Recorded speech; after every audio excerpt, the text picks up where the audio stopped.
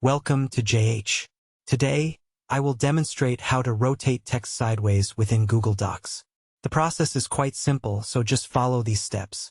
Begin by highlighting your text and cutting it using Command X or Control X if you are on Windows.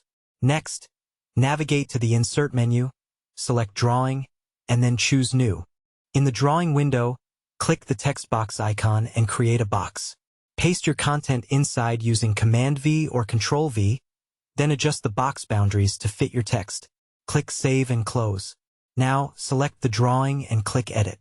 Grab the rotation handle on the text box and drag it until it reaches a 90-degree angle. Once rotated, hit Save and Close. If you are not satisfied with the layout, go back into the Edit menu to resize the box to your liking. Make sure to adjust the dimensions so the text fits properly without being cut off or moving off the page. Finally, click Save and Close again. You can now resize the image on your document to finish the look. Thanks for watching. If this guide helped you, please like and subscribe for more tutorials.